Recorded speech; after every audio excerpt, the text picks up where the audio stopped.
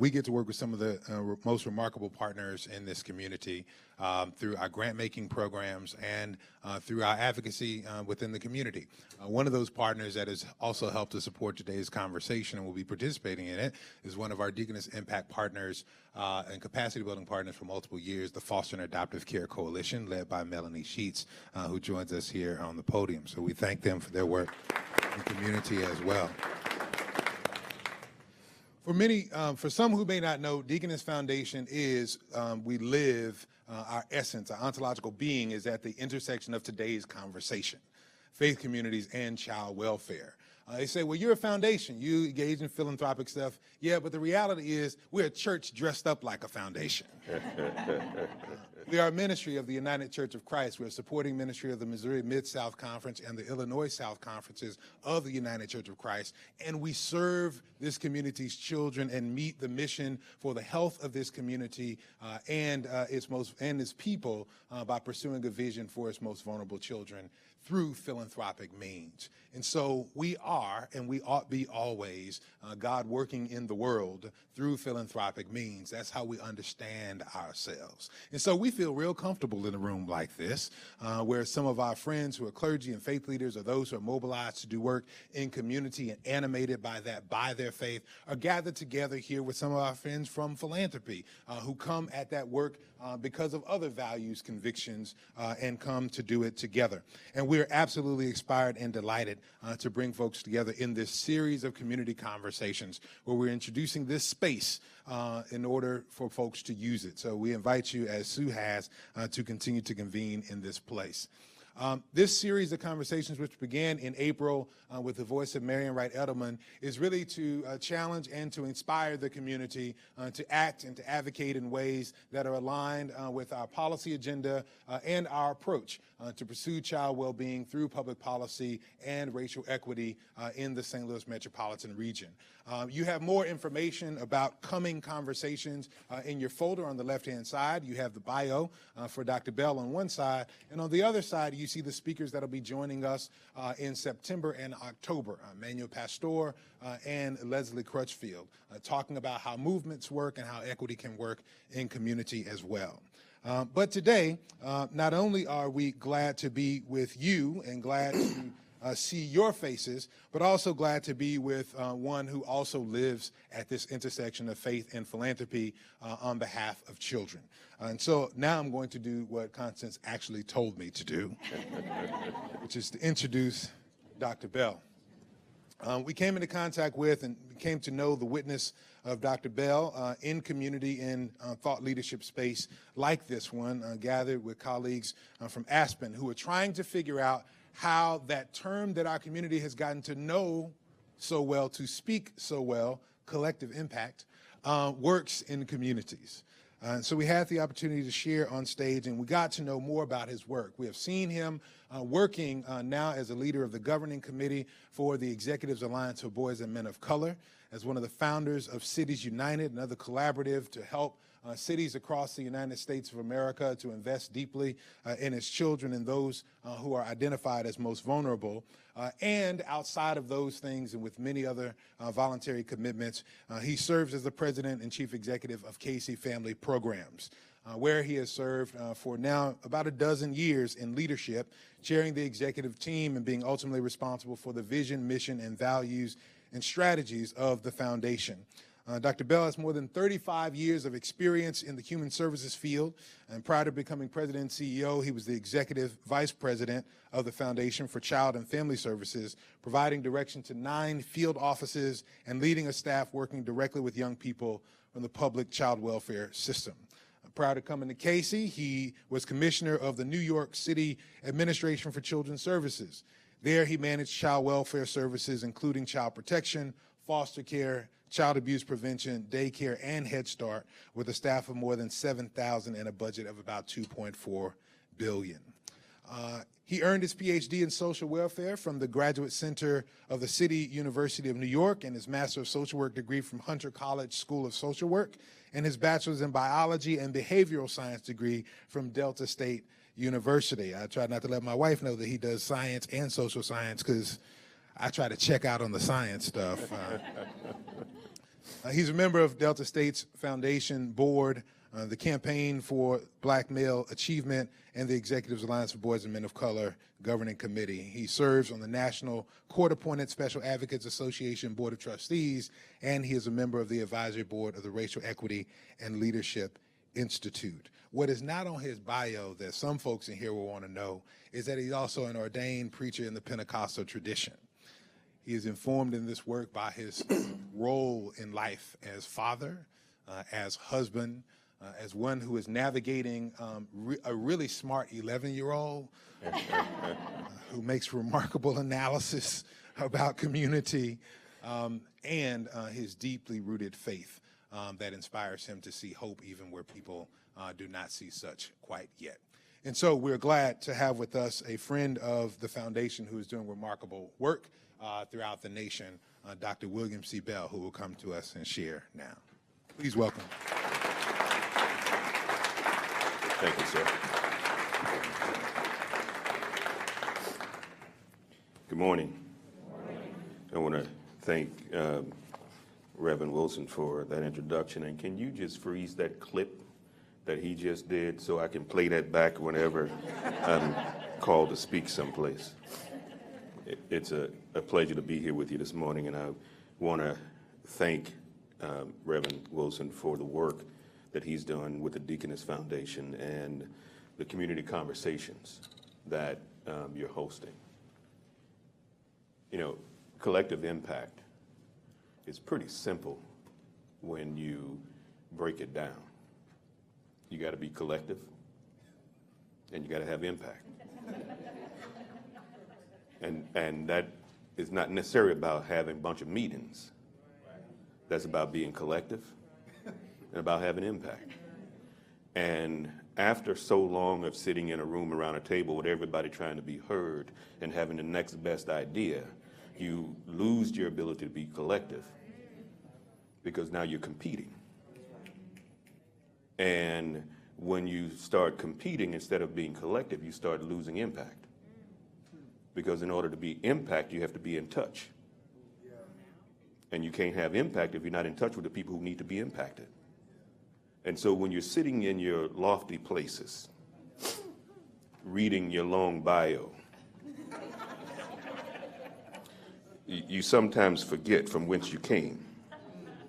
So I identify as that little boy from Pace, Mississippi, town of 400 people, 16 dogs, 18 cats, and 23 chickens.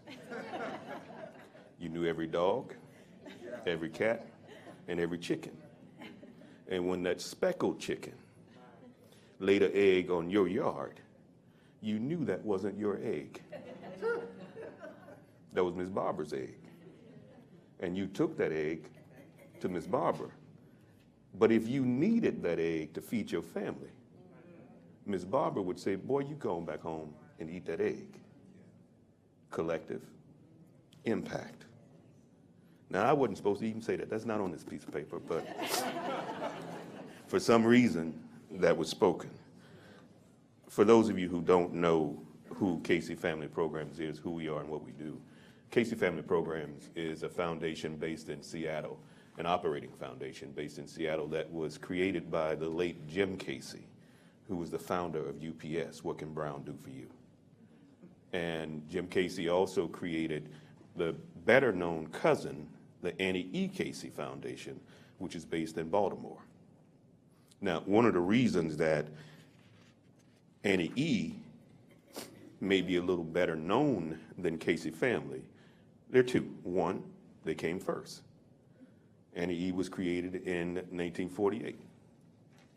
Casey Family Programs was created in 1966.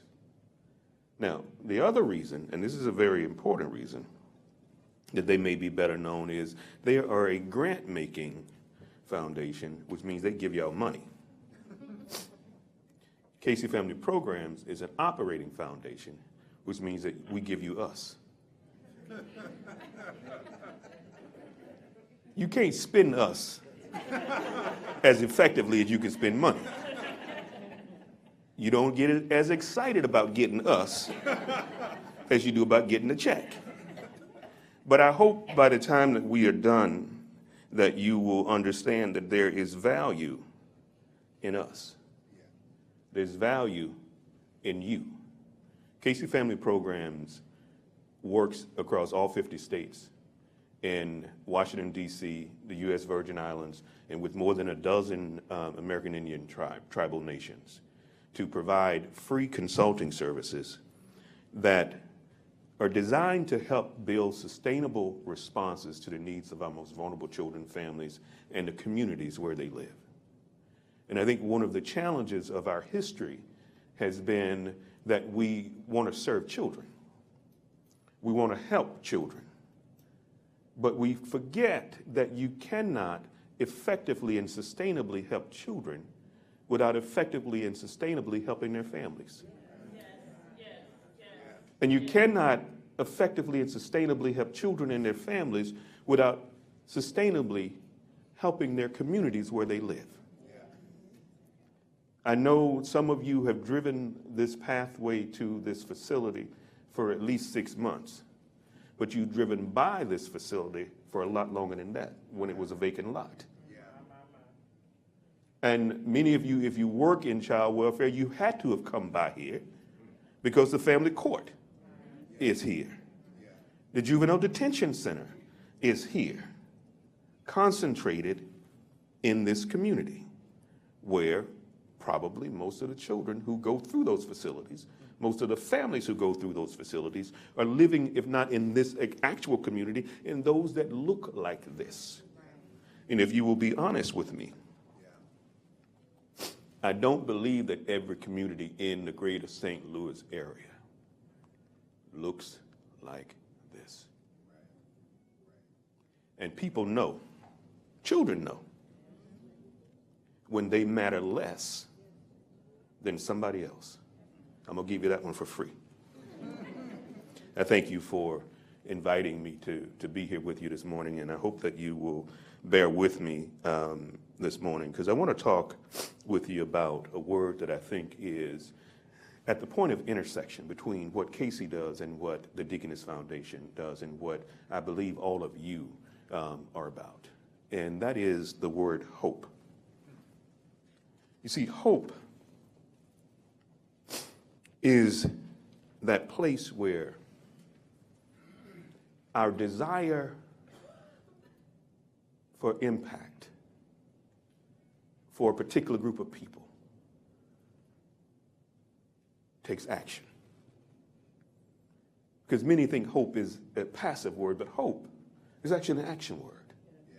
And I'll talk about that action, but I want you to know that I believe that one of the greatest challenges facing America today is the continuing and pervasive sense of hopelessness that has invaded our certain communities across this country and has been sustained at levels that are ever increasing in the lives of vulnerable children and their families and the communities where they live.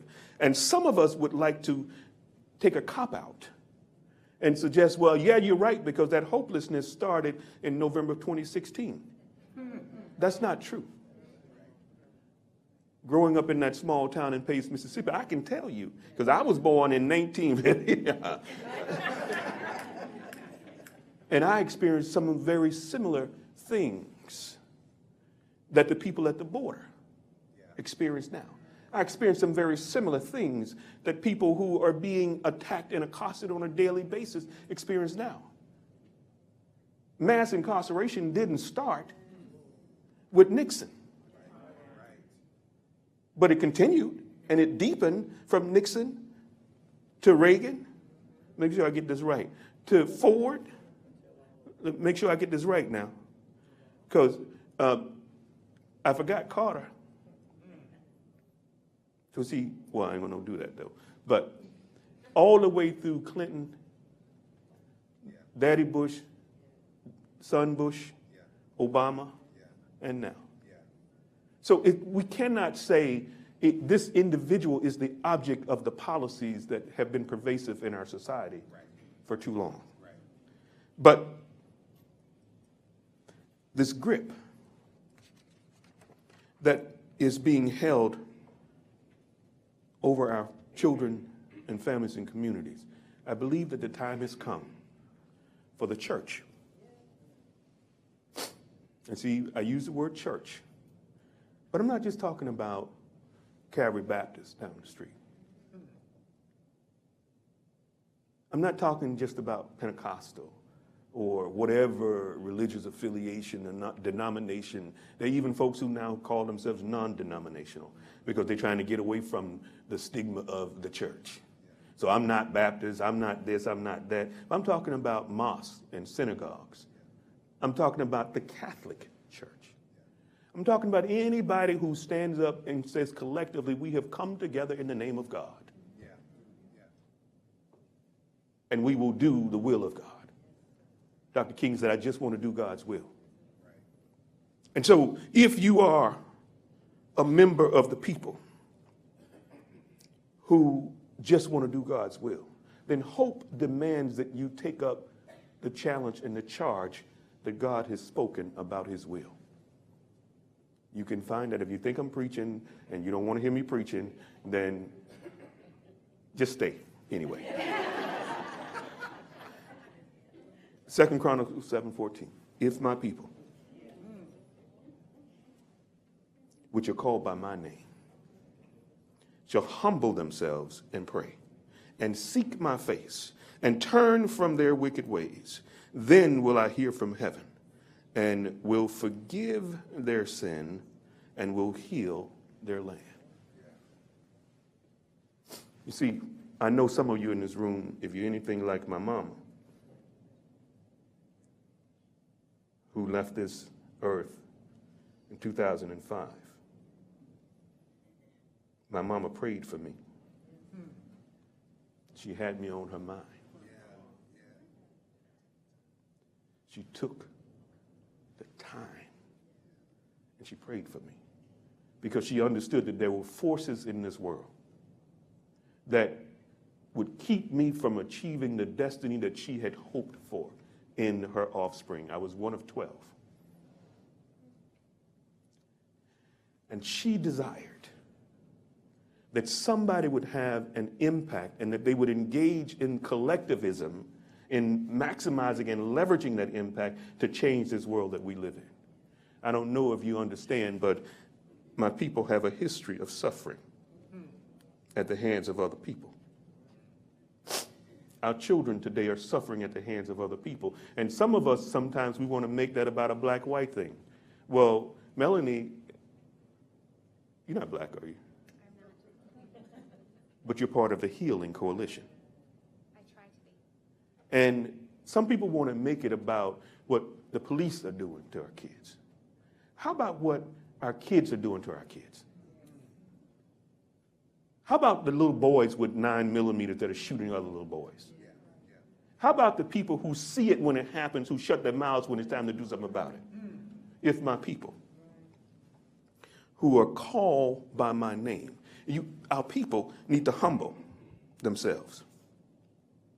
How many of you think highly of yourself and your achievements and your ability to wear these nice ties and suits? I prefer my sneakers and my hat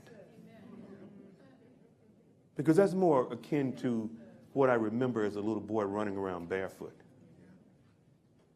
with aspirations of being somebody someday.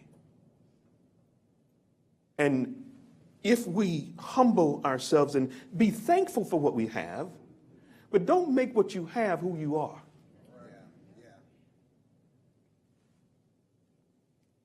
Pray to him, seek his face, and turn from our wicked ways. Our history of existence is one where the ways of people have determined the public policies of our land. And the public policies of our land determine the distribution of the public resources of our land. The public policies and the public resources determine the sustainable impact that we can have. And I'd love to spend a lot of time with you talking about the history of the public policies of our land as it relates to how what you see in these surrounding areas has been allowed to exist and to sustain. I would grant to you that there are probably still buildings, the shell of many of them, standing in these communities that caught fire after Dr. King was killed. I would hope that that's not the case, but I know it is the case in cities all across this country because they were not repaired. The grass grows so high in some communities that they can shield the wicked ways of certain community members. I was reading something last night about a 16-year-old and a 17-year-old outside of a housing project in Chicago whose bodies were discovered.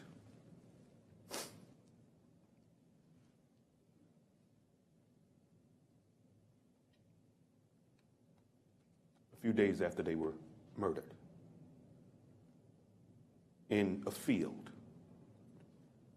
right next to housing projects. A field, grown-up field, that people in that project walked through in order to get to the stores. So much so that there was a pathway that had been beaten down by the footsteps of the people walking through it. And these boys' bodies were discovered because some people started saying to the family, I heard some gunshots. Somebody else said, I saw 4 boys walk in, I saw 2 boys walk out.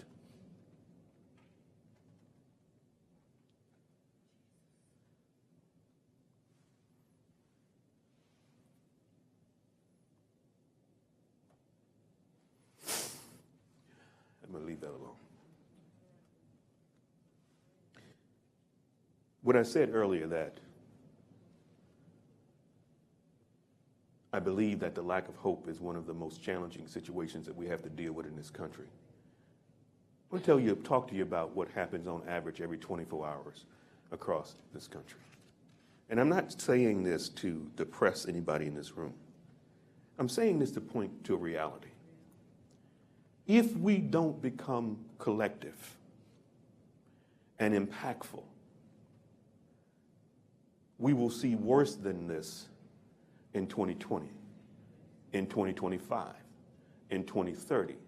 Because if you look back over your life, your adult life, how many times have you asked yourself the question, can it get much worse than this? And what has been the reality? It has gotten worse. And it has gotten worse because my people, who are called by my name, have not humbled themselves. They have not prayed and sought his face. And if you, again, I say, if you don't go to church and you don't understand what I'm talking about, I'll help you on my own time. But there is something about believing that there is a power that is greater than destruction. There is something about believing that there's a power that is greater than your situation. There's something about believing that you are not alone regardless of what it is you are going through, what your family has gone through, what the last 100 years have shown you. There is a power that is greater. Because if you don't believe that that power is greater, then what is your motivation to continue? Some believe that the power that is greater is more money. And that's your belief. You seek after that thing that you believe is going to sustain you and it's going to make a difference in your life. But then you get billions of dollars and you become Elon Musk, who begins to break down because he's questioning, did I make the right choice? Am I going to be able to hold on to what I have? But if you believe that that power is there and you seek after it, and you continue to pursue it, and you're motivated by that belief, then you have a reason to try to change things. If you don't, then these 24-hour statistics devastate you. On average, every 24 hours in this country, 2,000 children are confirmed as victims of child abuse and neglect. On average, every 24 hours in this country, nearly 700 children are removed from their families and placed in foster care. Contrary to popular belief, family separation didn't just start at the border. There may still be over 300 children who were separated from their families at the border and who have not yet been reunified because many of them, their parents are already sent back to where they came from. The children are sitting here in trauma that you cannot possibly understand. But there are over 400,000 children, many of them going through that family court right across the way, who live separated from their families every day in America. And they're American citizens. They're our children. On average, every 24 hours, more than 7 million children in this great America wake up in homes where their families of four are trying to live off the average of $8 a day per family member. Our government calls that extreme poverty, as though trying to live off of $10 a day per family member wouldn't be so extreme. If we don't do something, those of us who can, if we don't take what we have to help those who have not, it will continue. I didn't come to depress you. I just came to talk about hope. Because approximately every 24 hours, we lose 13 young people to homicide. 13 young people under the age of 25. I was reading something that said that you have 5 of the census tracts that have the highest per capita, per 100,000 murder rate. You have 5 of them. There's 63 that are off the charts. You have 5 of them. And I don't think it's about the water in St. Louis. But this is the one that devastates me every time I repeat it. On average, every 24 hours, across this great nation, with all of its riches and all of its wealth and all of its opportunity, we lose 12 young people under the age of 25 to suicide. They take their own life, making a statement that one more day of life as I know it is not an option for me. Death is a better proposition for me. We have to decide, is that our America? Is that the land that we hope for? Is that the home, the land of the free, the home of the brave? Or do I choose to do something about it? Because I didn't include in that list is on average every 24 hours we lose 4 babies to child abuse and neglect. Most of them before they reach their 5th birthday. That's 29 young people lost on average every 24 hours across this country. Roll that up to 15 days. 15 times 29. The number is 435. And there's something about that number. You know, God has a way of sending messages. 435. Anybody know what that is? U.S. House of Representatives. Every 15 days on average, we lose the potential of the U.S. House of Representatives to these causes of death of our children. If that doesn't motivate you, but I've been saying this across this country for years, and we still have the same thing. And so when I talk about coming together at a point of intersection, I'm really talking about how do we get together and address the policies that govern what our government does in our communities? How do we better understand the policies and why they exist? And how do we lift up our voices to move the agenda?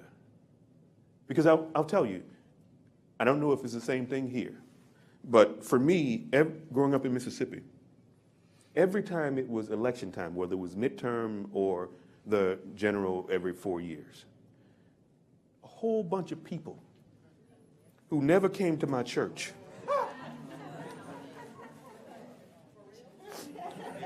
didn't drop anything in the collection plate for a long time. Show up. My pastor, who governs who stands behind the podium, step aside. Y'all welcome. You got a word for you. And it's the same word. Different faces, but it's the same word. Vote for me. I can't say vote for me in your church. Your pastor can't tell me to tell you to, he can't tell you to vote for me. But he let me talk. Vote for me. And I will. You follow I will with whatever you want to follow it with. But when you look around, what you see is I didn't.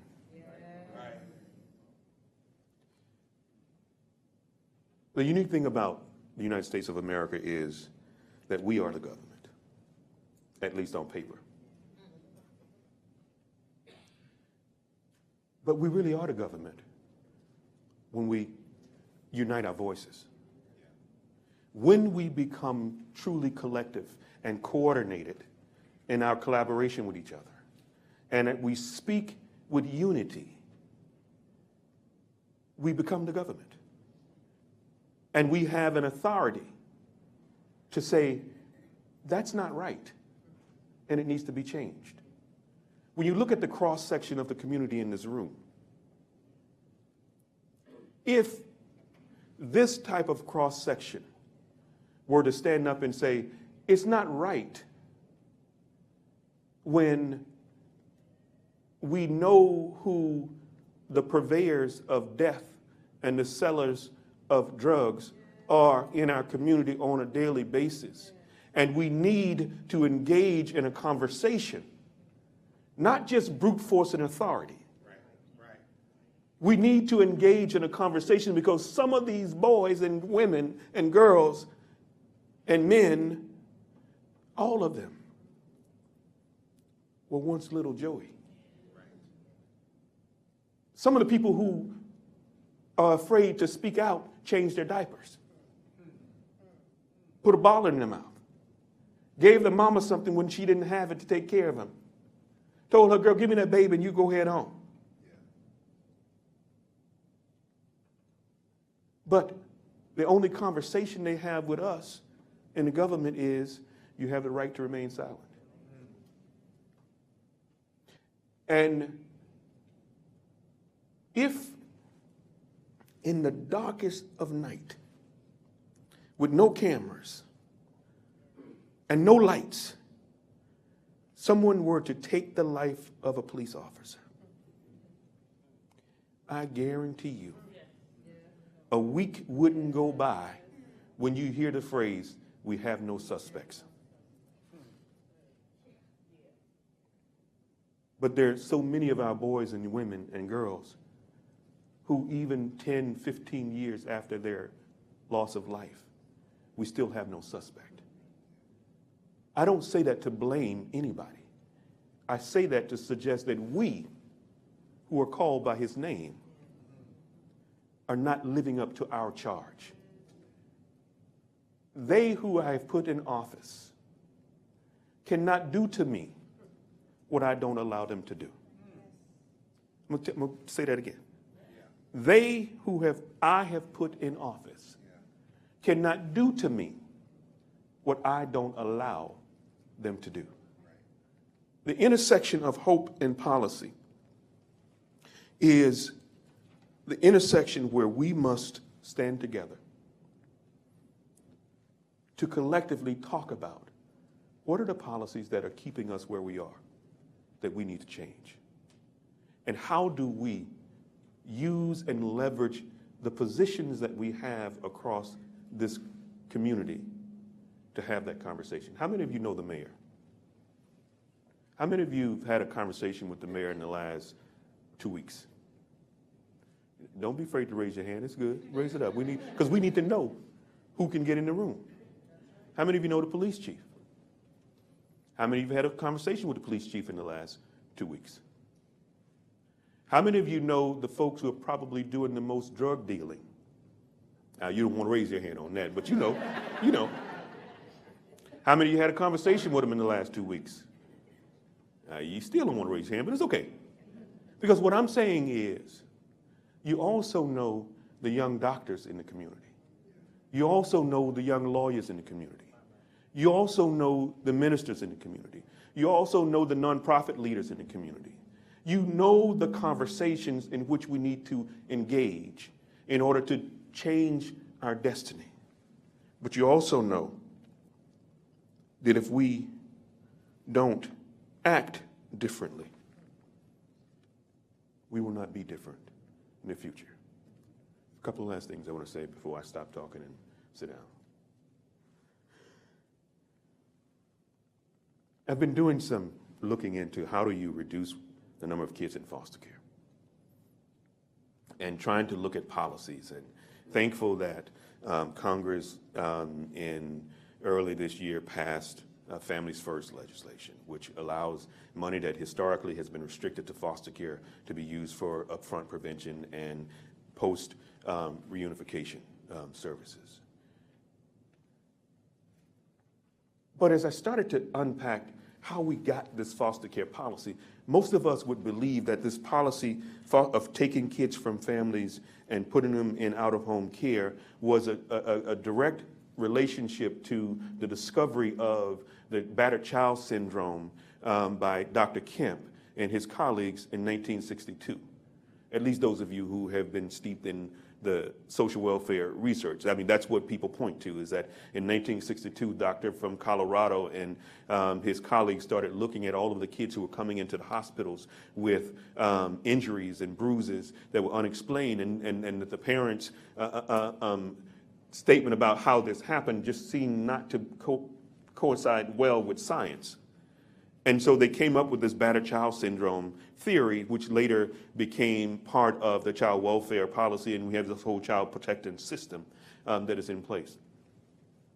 But how many of you know that the apparatus for removing people's kids, taking them in front of a judge in court, and placing them in out-of-home care and using public dollars to pay for that out-of-home care actually predated that 1962 discovery? I see some heads nodding. But it was a public policy that was licensed and sanctioned by the federal government and states in this country. And that public policy had to do with a 1935 public policy of the 1935 Social Security Act. There was a little program attached to the 1935 Social Security Act called ADC, Aid to Dependent Children. It was aid, financial aid, that was given in order to take care of the needs of dependent children. It was not a parental money pot. It was aid for dependent children. So if you had dependent children and you didn't have the financial capacity to meet their basic needs, the government said it might be a good thing if we can help families like that. Now, from 1935 well into the 50s, that money largely went to white women with children. They even modified the rules of that program along the way so that you could even give it to families with children, even when the man was in the house because he was unemployed or because he had mental illness or something wrong. But it didn't matter if the man was there under certain circumstances. You could still get aid for dependent children because it was for the children. So in the late 50s, when women of color, largely African-American women, started to say to their government, I need some help with my dependent children too.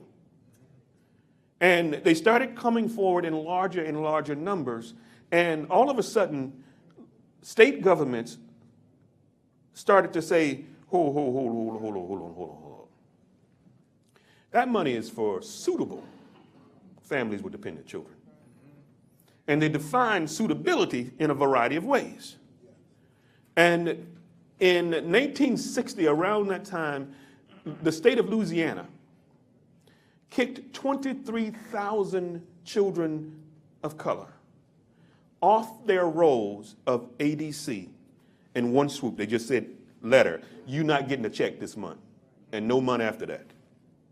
And so advocates, like many of you in this room, said, oh, that's wrong. That's not good policy.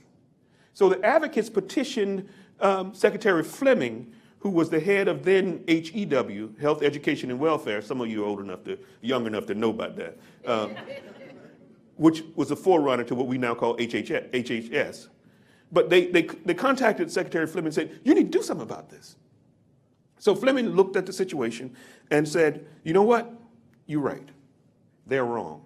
States, Louisiana, Mississippi, some northern states, Missouri might have been in that as well.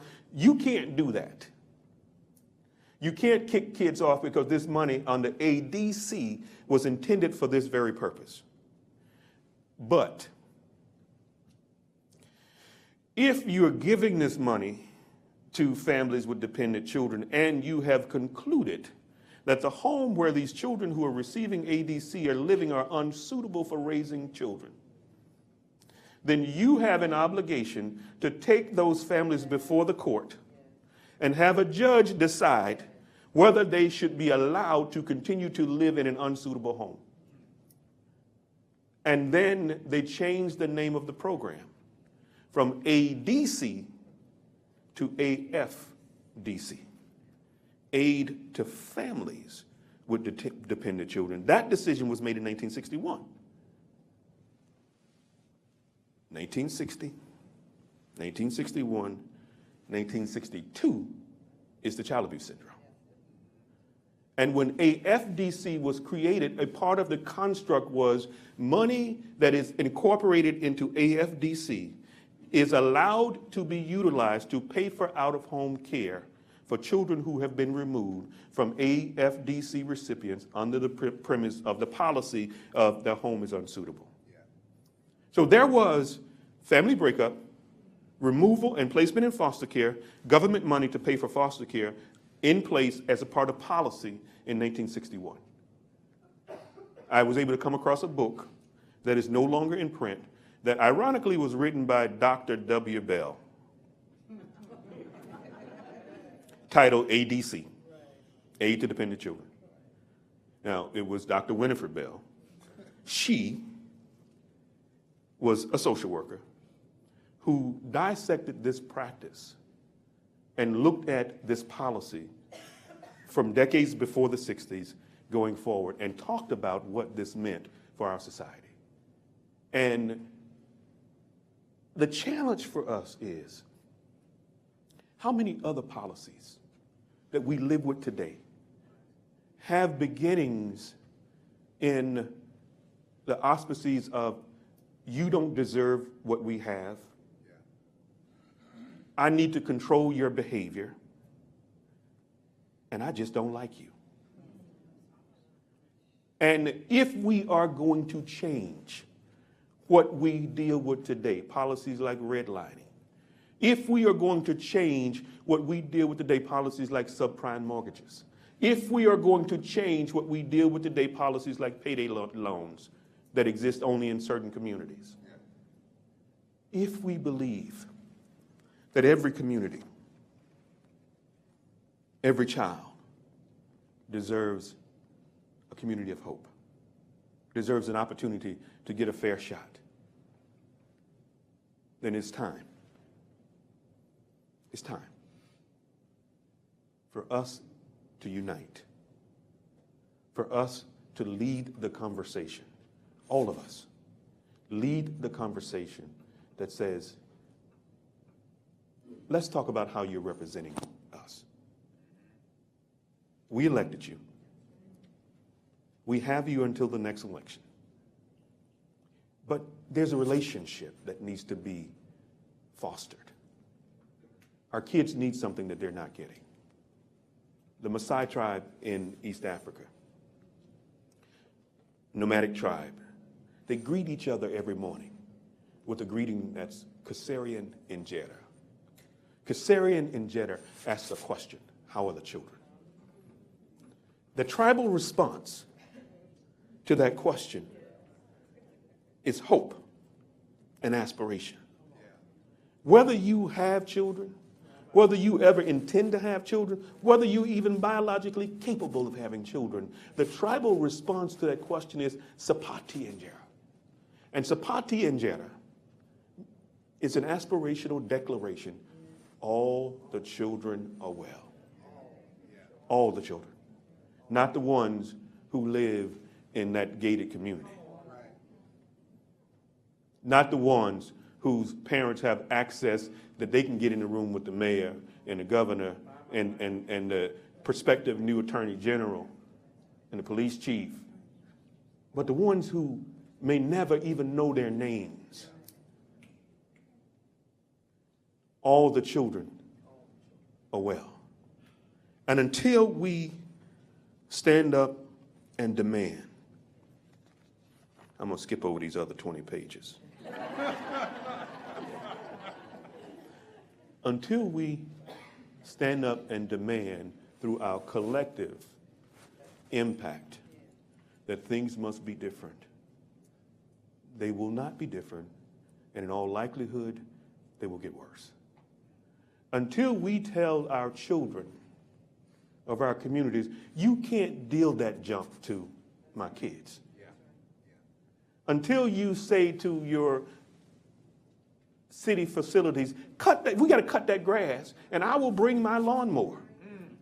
I'm not just saying you have to do it, it's my community too. But you can't let this place that used to be a daycare center, that it now has a for sale sign on it, that has play equipment in the yard with grass growing up around it. We won't live like this anymore. All of these abandoned buildings, every time a child walks by them, it says something, it whispers something in their ear. You not worthy. You not worthy. This is your future. You deserve this. What you see when you look at me will have more to do with what you think about me, what you think I'm worthy of, and how you treat me than anything I will ever do or say. When you can pull the trigger and shoot a 12-year-old boy for playing play gun within seconds of seeing him, what you see when you look at me has more to do with how you treat me, how you respond to me, who you think I am, and what you think I am capable of than anything that I can do or say. But I'll say this and then I'll take my seat. Because the call is for the church collectively, across all spectrums, to come together and to stand up for justice, to stand up for equity, to stand up for the future of our children. The Spirit of the Lord is upon me because he has anointed me to preach the gospel to the poor. He has sent me to heal the brokenhearted, to preach deliverance to the captives and recovering of sight to the blind, to set at liberty them that are bruised. And this was so important that it's found in both the Old Testament and the New Testament. So, God is a being that he speaks, and that's it. I am. You have to, I don't, like we say our kids, do I need to repeat myself? But something about this caused him to say it twice. And the second time he said it, he said, an opening of the prison to them that are bound. Some of our children are bound by the prison of low expectations. Nobody rises to low expectations. Some of our children are bound by the prison of the history that they know. Some of our children have never been outside of a 7 or 8, 10 square block radius of where their house is located. It's time to release our children who are bound in educational institutions that don't teach them and prepare them for success. It's time. It's time for us to relieve ourselves of people who believe that all of our children are criminals. Some of them are, but not all of them. It's time for us to restore rehabilitation to our criminal justice system. And it's time for me to sit down and stop talking. Thank you, and God bless you.